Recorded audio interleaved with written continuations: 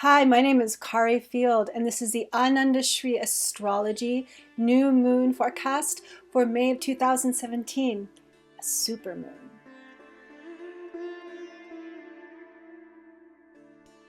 So the moon is growing darker.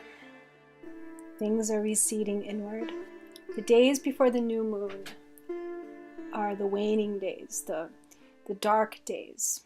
And we're headed on May 25th, 2017. The moon will reach its darkest point at 12:44 p.m. Pacific time and begin to wax again. New moons are turning points in the cycle of the moon, the lunar energy, and it can be a turning point in how we're feeling as well. The dark days of the new moon are a time of receding, of looking inward, and the new moon marks the point of the new beginning, a sort of initiation into a new cycle or phase.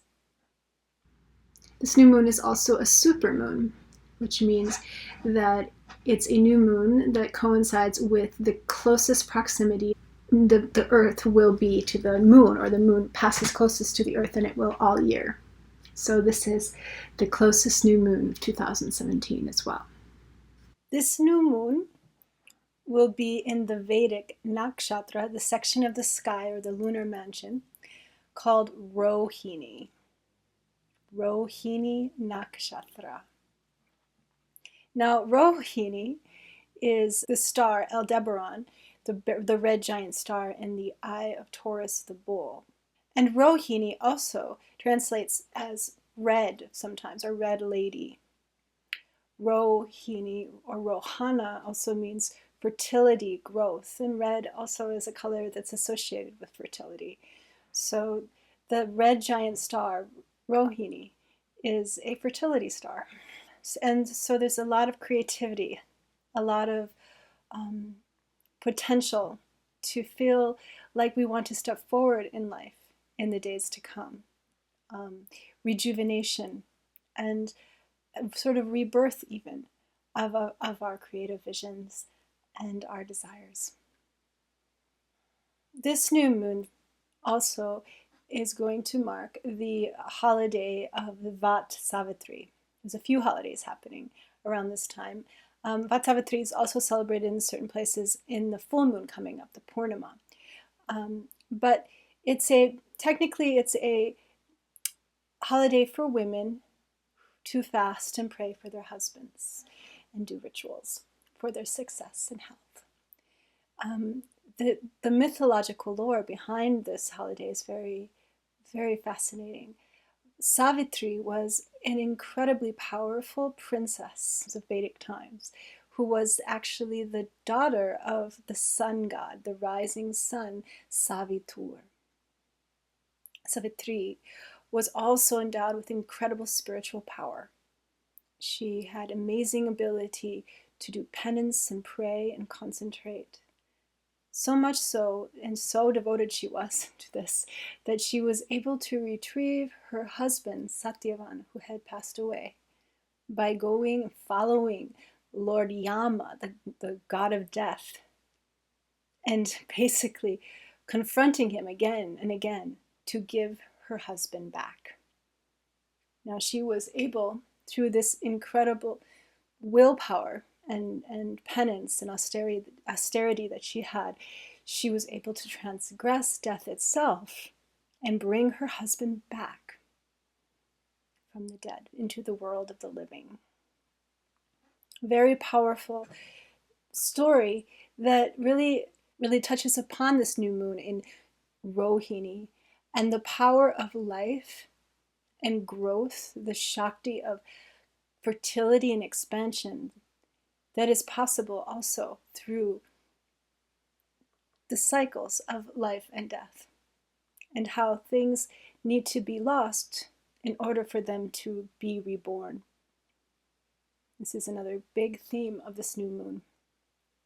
So this is a great new moon for letting things go, letting the past go, and opening to new futures. Another important holiday that we're going to be celebrating in the waning moon time, the moon Tithi, the Amavasya Tithi before, is the Shani Jayanti, which is the birthday of Saturn, Lord Saturn, who is actually the brother of Yama, the Lord of Death, that we just spoke about. And Saturn, he has the sort of bad rap and also the incredible responsibility of checking our karmas and holding us and limiting our ability at times. And Saturn is in an incredibly powerful point in his cycle right now as well. Saturn, since April 6th, has been moving retrograde. And when he moves retrograde, he creates an opposition with the sun that gives him the appearance to be brighter. His magnitude is greater. So Saturn's brightness will increase to its climax next month. And simultaneously, he will be crossing back over the very notorious Gandanta degree between Scorpio and Sagittarius. This is the sidereal system they use in Vedic astrology. And this particular Gandanta degree is close to where the center of the galaxy is.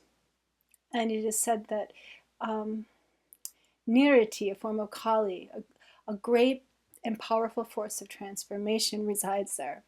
So we have a very bright and intense Saturn going over a very powerful, transformative area of the sky coming up in June. This is an excellent time for fasting, prayer, offerings, pujas to Saturn. And of course, what Saturn loves most is selfless service to the poor and needy in your community. You can do this, especially on a Saturday, but any time in the month to come would be great to integrate Saturn's wisdom and power in the days to come. Okay, so now is the time we will consult the tarot cards to see what they have to say about this new moon in Rohini.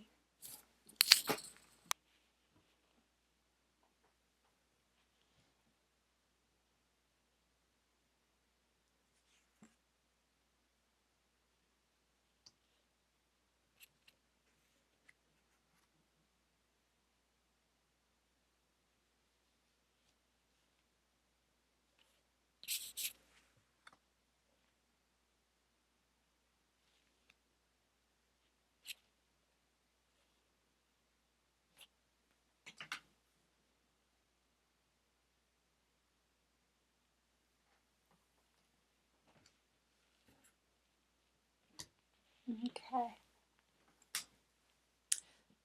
So the first card that came up is the Hangman.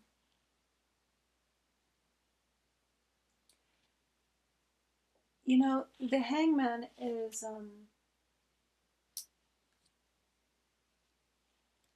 pretty appropriate for this kind of new moon energy, actually. There's in Rohini, there is, below all of that creative energy, sometimes a sense of feeling intruded upon or not given proper respect to. So if you feel as if you're being taken advantage of in life, these feelings can come up around the new moon. So also the Hangman has a lot to do with this energy of Shani as well, and the sacrifice and surrender that we have to sometimes make in life. Next to it is another rather dark looking card, the Nine of Swords.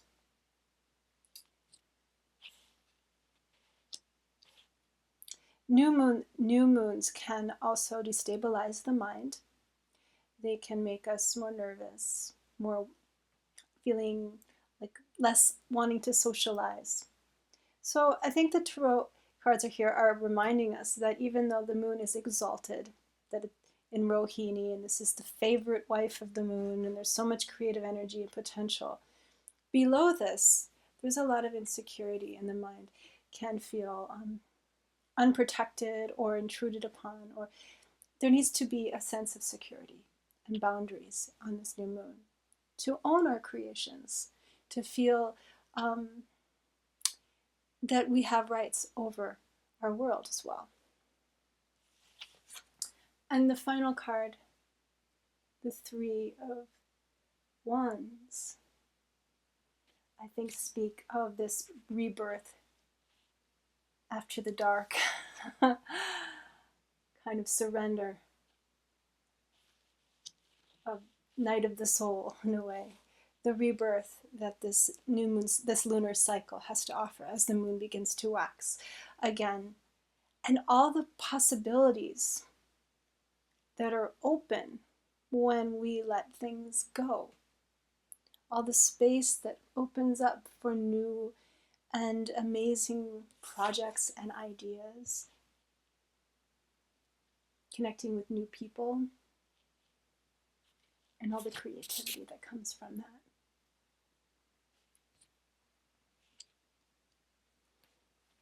Okay, so here we go.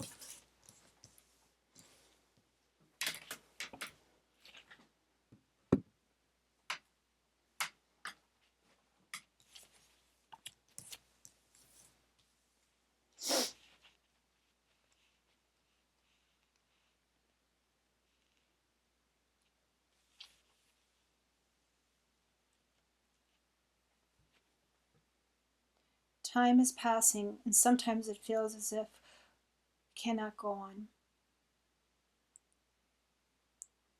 Giving away what we do, giving away our energy, till it feels there is nothing left. Within the surrender, within the letting go, there is a new fire that will ignite and warm our hearts in the future days. Endings and beginnings.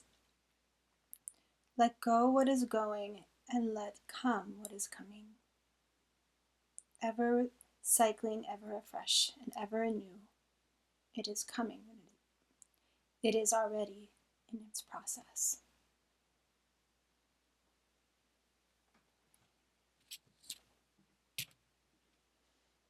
Okay. Well, thank you for coming, hanging out with me for the Vedic Astrology New Moon forecast. Be sure to check out my blog, get on my newsletter. It's absolutely free. And please subscribe to my YouTube channel if you haven't already. The link is below. And let me know how you're doing. Comment and share. And I will see you soon. All is safe. Take care of yourself on this new moon.